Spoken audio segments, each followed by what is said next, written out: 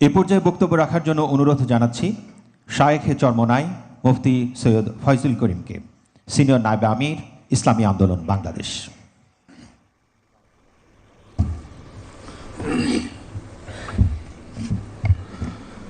আসসালামু আলাইকুম ওয়া রাহমাতুল্লাহি ওয়া বারাকাতুহু। নাহমাদু ওয়া নুসাল্লি আলা রাসূলিহিল কারীম, আম্মা বাদ। আউযু বিল্লাহি মিনাশ শাইতানির রাজীম। বিসমিল্লাহির রহমানির রহিম। কুনতুম খায়রা উম্মাতিন উখরিজাত লিন-নাস তা'মুরুনা বিল মা'রুফি ওয়া তানহাউনা আনিল মুনকার। সাদাকাল্লাহুল আলিয়্যুল আযীম। আজকে অনুষ্ঠানের সম্মানিত সভাপতি, আজকে অনুষ্ঠানের শ্রদ্ধাভাজন মাননীয় প্রধান অতিথি, বাংলাদেশের মাননীয় প্রধানমন্ত্রী হযরত উলামায়ে কেরাম, সর্বস্তরের বিভিন্ন স্তরের দায়িত্বশীল ভাইয়েরা আমার, আমি সংক্ষিপ্ত দু একটা কথা বলবো। আজকে উলামায়ে কেরামকে এবং ধর্মীয় যাজকদেরকে সম্মানিত করা হয়েছে, এর জন্য আমরা আনন্দিত, খুশি, এবং আমরাও মাননীয় প্রধানমন্ত্রীকে সম্মানিত করতে চাই। বাকি আমি মনে করি উলামায়ে কেরামের সম্মান বেশি হবে যদি তাদেরকে স্বাধীনভাবে কথা বলতে দেওয়া হয়। কোরআন ও হাদিসের খেলাফ যতক্ষণ তারা কথা না বলবে ততক্ষণ পর্যন্ত যেন তাদেরকে বাধা না দেওয়া হয়, আমার একটা প্রস্তাব।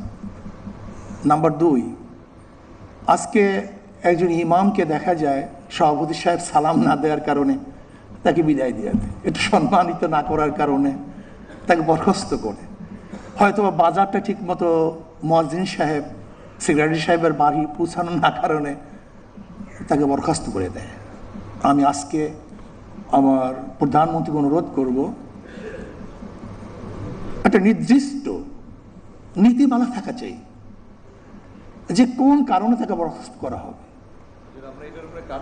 মাশাআল্লাহ, আলহামদুলিল্লাহ, জাযাকাল্লাহ। কেন বরখাস্ত করা হবে? যতক্ষণ আকীদা এবং কোরআন ও সুন্নাহর আকীদা, একটা শব্দ আমি সংযুক্ত করতে চাই, আকীদা এবং কোরআন ও সুন্নাহর অনুকূলে যতক্ষণ থাকবে ততক্ষণ কোনো অবস্থাতেই তাকে বরখাস্ত করা যাবে না। আলহামদুলিল্লাহ, শুকরিয়া জ্ঞাপন করছি।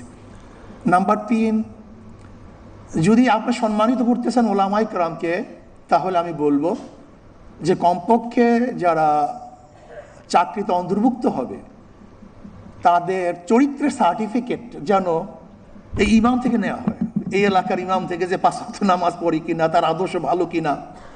যদি এরকম কিছু তাদের থেকে চারিত্রিক সার্টিফিকেট নেওয়া হয় তাহলে আমরাও ভালো হয়ে যাব, আমরা ভালো হবো। আমরা চরিত্রের সার্টিফিকেট দিই, কাজে আমি যদি ভালো না হই তাহলে চরিত্র সার্টিফিকেট আমি দেবো কীভাবে? কাজে আমাকে আগে চরিত্রবান হতে হবে, তারপর আমাকে চরিত্রের সার্টিফিকেট দিতে হবে।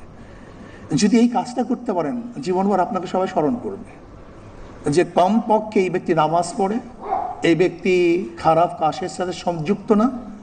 যদি ইমাম থেকে এরকম সার্টিফিকেট নেওয়া হয়, চরিত্রের সার্টিফিকেট, মনে হয় যেন সম্মানিত করা হবে। আর একটা কথা বলে শেষ করব যে আজকে সম্মানিত ভাতা যেন নিয়ন্ত্রণের কোনো মাধ্যম না হয়, যে সরকার যেন ইমাম এবং মুয়াজ্জিনদের নিয়ন্ত্রণ না করে, বরং এটা সম্মানিত ভাতা সম্মানিত হিসেবেই থাকে। যদি ভাতাকে নিয়ন্ত্রণের মাধ্যম করা হয় তাহলে কিন্তু এটা হিতে বিপরীত হবে। আল্লাহ আমাদের সবাইকে দ্বীন ও ইসলাম অনুযায়ী চলার এবং মানার তৌফিক দান করেন। সবাইকে ধন্যবাদ। ধন্যবাদ শায়েখে চরমোনাই মুফতি সৈয়দ ফজলুল করিম মহোদয়কে তার বক্তব্যের জন্যে।